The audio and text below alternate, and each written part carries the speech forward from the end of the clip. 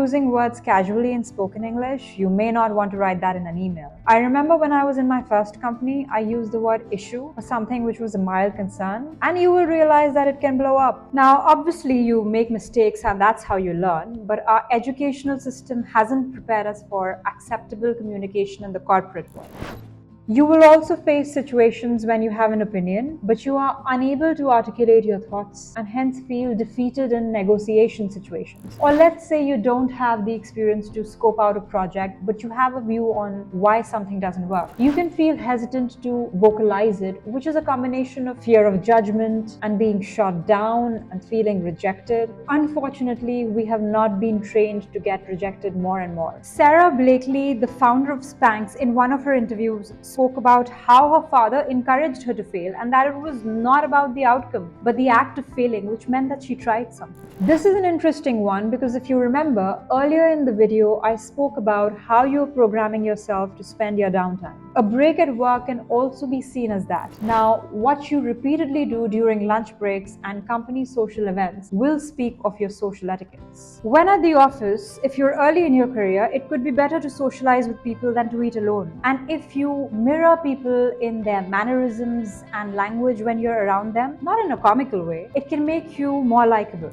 However, whether you can do it may be a reflex from your habits at university. People look for tribes or communities and are much more likely to support you and give you opportunities if you have good relationships with them, which are genuine. It's much more important to be culturally aligned than have job-specific skill and be distant. These are not revelations. In fact, it is very simple. But doing the simple thing is not easy, and it only comes to you naturally if you've been doing it over a period of time, because then your body knows it, and then it's not an effort. This last point is possibly not something that you were expecting to see, but I have included it on account of the string of mistakes that I have made and those that many people make because we have not been taught certain things in school. When you start earning money, you may already have loans, but you will also get excited about spending it, which is fine. But as a nation, we have not been educated about taxes, insurance policies, how to invest our money, composition of bills, salary slips, rental contracts, credit cards, so money management in general. The embarrassing mistakes I have made in all these areas is beyond the scope of this video, and I don't need to create a video on that because there are brilliant creators who are already creating videos in the area of personal finance. But the idea of including this point is to mention the skills that individuals can lack and those that can be tackled in the short and longer term. People joining a company come from different backgrounds and are susceptible to spending money the way they have seen it being spent, which may not be the best way forward for their financial journey. Now let's look at the skills you can learn or have not learned by being involved in doing these list of activities and how this can program an individual. What's going to be important in your skills journey when you start working is the kind of mindset you have and how attached you are to your identity. The system does promote the fake it till you make it method. And if you already have a fixed idea of what you want, you will keep falling into the trap of saying things which you believe people want to hear to get what you want, because there has been propaganda and you have enough data to prove that this is what is needed. On the other hand, if you immerse yourself in empirical learning, spending time with people and viewing problems from different lenses, and keep going back to the greater goal, which can be company strategy related and also align with your personal goals, you are including more people in the approach you're adopting, which is brilliant because it's best to not solve problems alone and take people along that journey, to have more buy-in for what you do. At university, you are programmed to be more of an independent problem solver, and this is your opportunity to tweak it by adopting the latter approach. And currently, this skill is learned on the job because you have not been in that environment before. Self-understanding or awareness is a solid area, which if you have not invested time in, you will struggle to develop impactful relationships. Communication will not be effective unless you are inherently convinced of what you're saying, and that comes with reflecting upon what you want to say, as well as articulating it clearly to convey the message. This is not taught in university, and if there are shy and inexpressive individuals, they can get away with not speaking and still do well on their course because communication is not taught as as an essential skill. Similarly, we were not mandated to be in situations where you are supposed to practice your listening skills. So what we learned is that we can either answer the question in a clever way or zone out. Understanding and empathy was not lent because you are not used to doing it. Of course, there are those who are naturally more empathic and for them communication is more effective, but this comes from the fact that they have understood their own emotions better. The work environment is not the safest space to admit that you don't know how to do many things, say that you don't know enough to have an opinion, or to surrender your views to accommodate better ideas. The reasons are a combination of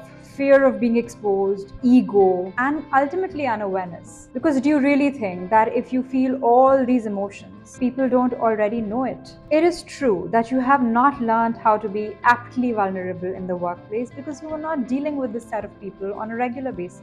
But how you communicate with them now will determine if they can or cannot trust you. Speaking with customers, stakeholders, bosses, or any colleague is a learned skill, and it is much easier if you're comfortable with public speaking and can handle nerves. And it's not just about holding your ground, it's about being able to converse in a language that the other person understands. And by that, I mean using terminology that is easily understood by the other person, that translates the essence of what you want to convey. So for a customer, you may be translating complex concepts into layman terms. And with your boss, you may be summarizing what you implemented to indicate how that helped quantifiably meet your goals. Also, the skill of writing clearly, carefully, and concisely will help you create impact, and together they can be really beneficial if you're trying to influence situations in your favor or your company's favor. Both are skills that you need to program yourself to be good at by practicing it. And if you were in your cocoon in university, this is going to be an uphill task. You are much more likely to vocalize your opinion if you're not fumbling for words and have clarity of thought. That's not an innate ability, and you will need to embarrass yourself enough, feel an ease about rejection, and it's good to develop that muscle earlier in life. Socializing with work folks at the office will expand your network, and this will come more easily to you if you've had a fun time in social situations at uni. And for that, you should have hung out with different people. This is an easy area if you're not afraid to meet people, and if you are,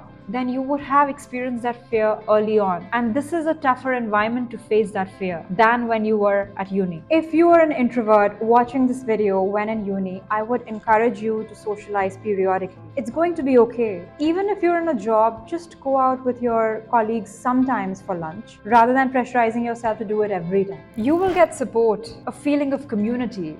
You will laugh, and all these small things build deep relationships. Being sociable over time means that you are more likely to meet people through people, and then something wonderful happens in your life because you met someone. And if you connect the dots backwards, it's mostly because you decided to speak with someone or be at some place where you were invited, where you would not have gone if you hadn't met that X person. So it's all connected, but it happens if you do something repeatedly. I'm myself an introvert, and I cannot count the number of times I ended up having the most fun and formed amazing long-term relationships with people just because I said yes to going somewhere. Lastly, the skill of managing your money correctly is going to give you more control over your life. The reason I have this on my list is that we are not taught about money in schools and universities, and we end up inheriting patterns of people we grow up with or those we give most of our energy to. And the way our finances perform is going to have a significant impact on our lives. This gap exists in our system at the school and university level, and even if you have people in your life who can advise you on money, it is your duty to enhance your learning in this area so that you don't find yourself blaming your company, your government, your family, or whoever you think is at fault.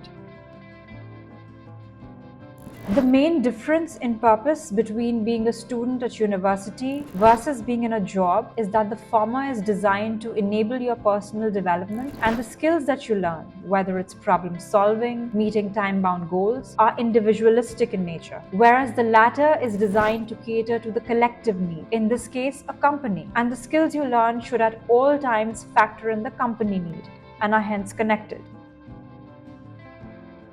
The way the system currently works, there is a dilemma where the employer thinks that the person they're hiring has a solid degree, so they will be good at the job. And the employee thinks that I have this flashy degree, so people will take me seriously. When in fact, the degree that you study doesn't prepare you for the job you do, even if it's the same field. I'll point out one area where people struggle early on. If you are part of a project in a company, you may not be able to come up with a solution in a time-boxed manner where the structure of the project is defined by someone else, because you are used to taking charge of your own time and using it according to your whims, and then your creative abilities kick in and you can in fact solve the problem. However, if you are new to the corporate setup, you haven't developed the muscle to operate with so many moving pieces and hence may not be able to deliver under all these conditions. And this then leads you to feeling fearful of judgment from your superiors and you feel insufficient. Your bosses also don't have all the clarity in the world and they are either questioning their management skills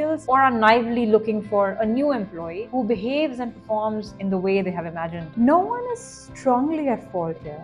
Just like the parents make their set of mistakes and it programs you in a certain way, the institutions and employers do the same. They don't know any better and it really has been a cycle. In the last section, I will cover a call to action for each of the 5 points I covered at the uni and job level to offer my views on how we can cause behavior change, which can lead to systemic change.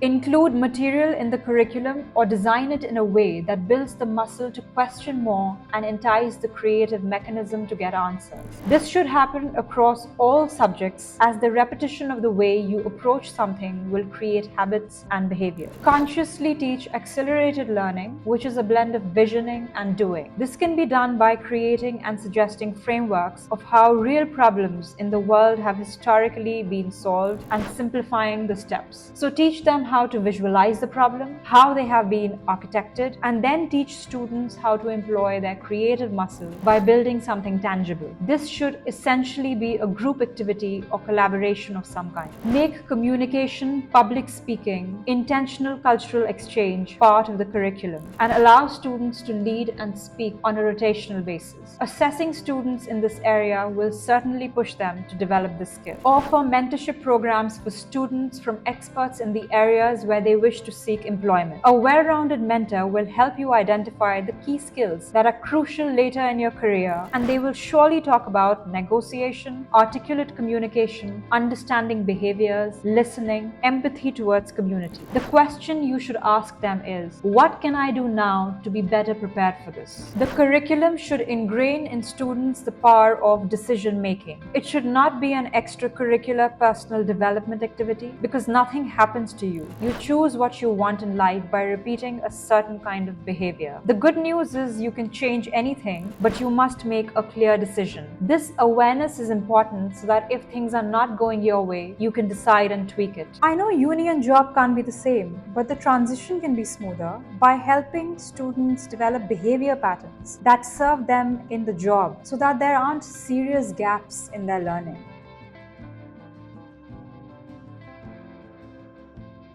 Revamping how job interviews are conducted where it is normalized being authentic. This does not mean that a potential employee can turn up at a job interview with misplaced emotions for the sake of fostering vulnerability, but truthful, specific responses which indicate that a person has the right attitude and will be willing to learn and unlearn is something employers should encourage. Also, employee training should include journeys of excellent employees and how they have managed to achieve the results that they did, where they talk about their process. Get people management mentorship early on where you can be enrolled into programs where you are put into groups and you get to practice softer skills on a regular basis.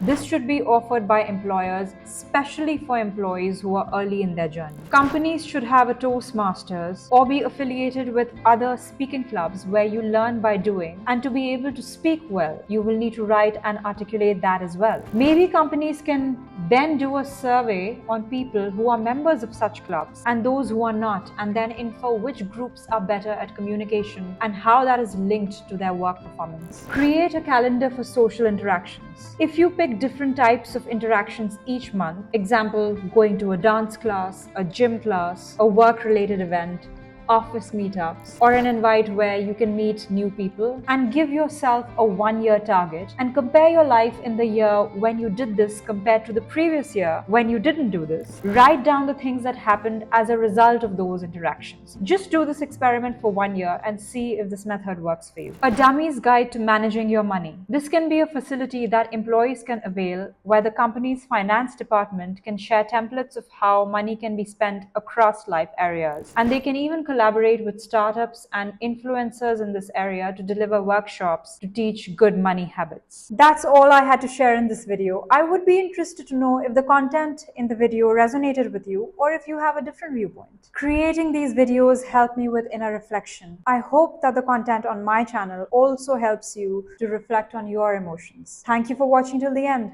I'll see you in the next video.